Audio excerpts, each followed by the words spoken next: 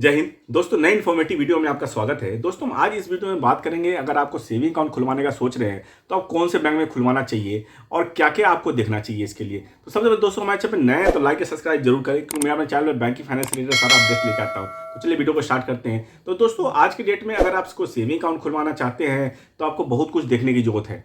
पहले क्या होता था, सेविंग अकाउंट खुलवाना होता था, किसी भी नियर बाय ब्रांच में गए, किसी भी बैंक में गए और आपने भैया ये लो मेरा खाता खोल दो, और खाता खुलवा लिए और आ गए। लेकिन आज के डेट में अगर आप खाता खुलवाने जा रहे हैं तो बहुत कुछ आपको देखने की जरूरत है। सबसे पहला अपना बेनिफिट देखिए कि आपको कौन से बैंक में खाता खुलवाने में आपको बेनिफिट मिल रहा है। सबसे पहले ये अकाउंट में आप पता करें कि कितना मेंटेन करना है अकाउंट को, क्या अकाउंट जीरो बैलेंस है या नहीं है। क्योंकि कल की डेट में अगर आपने अभी पैसे लाख 2 लाख डाल भी दिए और कल की जरूरत पड़ गई, अपने पैसे निकाल लिए, तो क्या उस पर चार्ज लगेगा या नहीं लगेगा, ये जरूर आप क्लियर करें।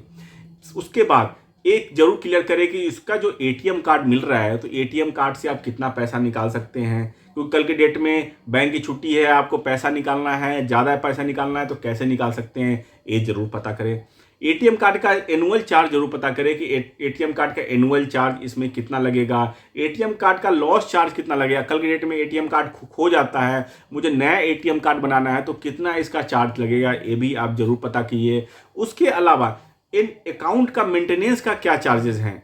अगर मान लीजिए कि आपने बोला कि मुझे 10,000 वाला खाता खोल दो जी, 10,000 वाला खाता खोल दिया तो उसका नॉन मेंटेनेंस चार्ज कितना लगेगा, ये जरूर आप पता करिए। अगर मान लीजिए 10,000 वाला खाता है, 5,000 मेंटेन हो जाता है, 5,000 रह जाता है, तो कितना चार्ज लगेगा। तो चार्ज से रिलेटेड आप जरूर डिस्कस करें। तो दोस्तों सबसे पहले तो आप अकाउंट का फीचर भी देखें, उसमें डेबिट कार्ड का वो देखें क्या डेबिट कार्ड का है। डेबिट कार्ड में ये भी पता करें कि airport lounge access, railway lounge access इसके अंदर मिलेगा या नहीं मिलेगा। इसके अंदर में आप एनीवेयर एटीएम यूज कर सकते हैं, नहीं कर सकते हैं, कितना बार एटीएम यूज कर सकते हैं। क्योंकि आपको देखिए बहुत सारे बैंकों में बाउंडेशन होता है कि आप जिस बैंक में खाता खुला रहे हैं उसी बैंक का एटीएम मशीन आपको यूज करना है। तो लेकिन आप जहां रह रहे हैं किसी ऐसे लोकेशन में चले गए, उस बैंक का अकाउंट नहीं है, वहां पे एटीएम नहीं है, तो आप कहां से विड्रॉल करेंगे।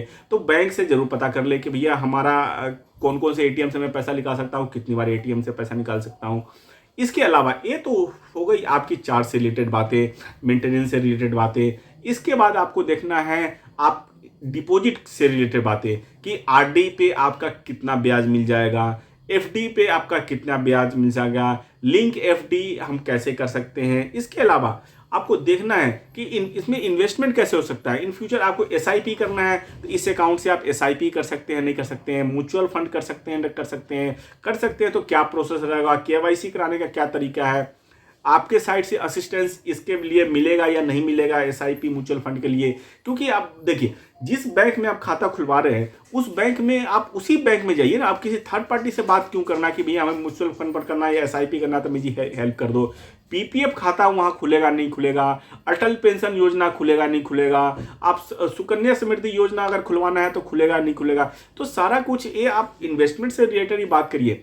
एफडी का रेट ऑफ इंटरेस्ट कितना होता है, कितने पीरियड के लिए क्या होता है, तो आपको ये जानकारी रखना बहुत जरूरी है। उसके बाद एनीवेयर बैंकिंग आप जरूर डिस्कस करिए कि मान लीजिए कि आपने दिल्ली में खाता खुलवा लिया, आप चले गए बेंगलोर, तो बेंगलोर में आप कैश डिपॉजिट कितना कर सकते हैं, कितना कैश निकाल सकते हैं, और वहां से ट्रांजेक्शन कर सकते हैं या नहीं कर सकते हैं, ये भी आपको डिस्कस करने की जरूरत है। इसके अलावा आप ये भी आपको डिस्कस करना है, कल के डेट में खुदा खास्ते कुछ होता है तो आपको एनीवेयर बैंकिंग फैसिलिटी है, तो कहीं से भी आप वहाँ पे डिजीज क्लेम से रिलेटेड या नॉमिनी अपडेशन से रिलेटेड या किसी भी काम के लिए कहीं ब्रांच से हम कर सकते हैं या नहीं कर सकते हैं। उसके अलावा ज्वाइंट अप्लीकेंट से रिलेटेड आप बात कर सकते हैं कि ज्वाइंट करने का, आपको बाद में ज्वाइंट करना चाहो तो आपका क्या प्रोसेस रहेगा। तो ये प्रोसेस आपको डिस्कस करने की जरूरत है बैंक में। इसके अलावा आपको 2-3 चीज और देखना है केवाईसी से रिलेटेड कि केवाईसी आप कितने सालों के लिए है, क्या कैसे करवा सकते हैं, केवाईसी आपका ऑनलाइन होता है नहीं होता है। बहुत सारे बैंकों में ऐसा होता है कि मान लीजिए कि आपने दिल्ली में खाता खुला है, आप बैंगलोर ट्रांसफर हो गए, तो केवाईसी के लिए आपको नियर बाई ब्रांच में ना जाकर के आपको बेस ब्रांच में आना पड़ेगा। ये भी क्योंकि पोस्ट ऑफिस के केस में लोगों के साथ बहुत होता है कि आज के डेट में हमारे पास बहुत सारे कॉल्स आए थे बीच में कि पीपीएफ अकाउंट में जमा करने के लिए पोस्ट ऑफिसों का चक्कर लगाना पड़ रहा है, पोस्ट ऑफिसों की वेबसाइट है बंद हो गई। तो आपको डिजिटल चैनल जरूर पता करना है कि डिजिटल चैनल कैसा है बैंक का। आई मूव जो एप्लीकेशन है उस एप्लीकेशन से मैं पैसा ट्रांसफ़र कर सकता हूँ, नहीं कर सकता हूँ। इसके अलावा जो अब मोबाइल एप्लीकेशन है उसमें कितने की लिमिट होती है, उस मोबाइल एप्लीकेशन से मैं पेटीएम के को स्कैन करके पेमेंट कर सकता हूँ, नहीं कर सकता हूँ, किसी को मैं यूपीआई कर सकता हूँ, नहीं कर सकता हूँ। तो ये सारा का सारा आपको देखने की ज़रूरत है, क्योंकि आज की डेट में देखिए डिजिटल का चक्कर है। डिजिटल बैंक है आपका, जिस बैंक में खाता खुला रहा है, आप जीरो बैलेंस पे नहीं मत जाइए, क्योंकि बहुत सारे बैंकों में मैंने देखा है, बहुत सारे कस्टमर का फीडबैक आया, यार मैंने जीरो बैलेंस तो खाता खुलवा लिया लेकिन उसका मोबाइल एप्लीकेशन ही नहीं चलता, तो वो खाता खुलवाने से आपको क्या फ़ायदा।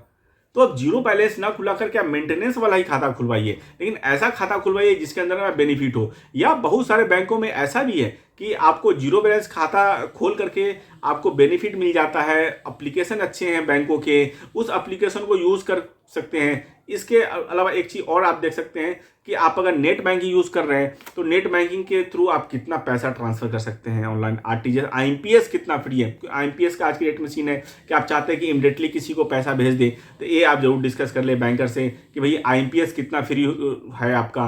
अगर फ्री नहीं है तो कितने का आपका लगता है, 2 रुपया, 5 रुपया, 10 रुपया का जो स्लैब है, कितने का स्लैब है आपका, तो ये जरूर आप डिस्कस करें। तो अकाउंट आज के डेट में आप ऐसे नहीं है आप गए या खाता खुलवा लिए, वो कुछ नहीं है। आप नेट बैंकिंग से रिलेटेड, पैसे से रिलेटेड, इन्वेस्टमेंट से रिलेटेड, मेंटेनेंस से रिलेटेड, चार्ट से रिलेटेड सब कुछ आप डिस्कस करें। डिस्कस करने के बाद आपको पता चलेगा, क्योंकि देखिए सबसे बड़ी बात मैं बताऊं आपको कि किसी बैंक के साथ आप अकाउंट खुलवा रहे हैं, मतलब क्या, उस बैंक के साथ आप रिलेशन बिल्डअप करना चाह रहे हैं, तो रिलेशन वहाँ रखना चाहिए कि जहाँ पे आपका सर्विस आपको बेटर मिल जाए। आप वो भी देखिए, टाइमिंग भी आपको देखने की जरूरत है कि ब्रांच कितने बजे खुलता है, कितने बजे बंद हो जाता है। कॉल सेंटर से रिलेटेड सर्विस, बहुत सारे बैंकों में क्या है, कॉल सेंटर क्या होता है 9 to 6 ही चलता है। मान लीजिए कि आपको 6 बजे के बाद प्रॉब्लम हो गई, तो आप कौन से कॉल सेंटर में फ़ोन करेंगे। तो आपको ये भी पता करने की जरूरत है कि आपको अगर मान लीजिए कि रात को 12 बजे 24/7 कॉल सेंटर कौन से बैंक का है, क्या वो कभी भी यूज़ कर सकते हैं। इसके अलावा अगर मैं अकाउंट खुलवाऊँ, अकाउंट में पैसे रखूँ, तो मुझे क्रेडिट कार्ड मिलेगा या नहीं मिलेगा, लोन से रिलेटेड आपकी सर्विस है नहीं, क्योंकि बहुत सारे बैंकों में आजकल देखा जाता है, जैसे ICICI bank, HDFC bank, Axis bank, ये सब बैंकों में क्या है, अगर आप अकाउंट खुलवाते हैं, पैसे रखते हैं, तो प्री अप्रूव्ड लोन आता है, चाहे आपके प्रोफाइल कुछ भी हो।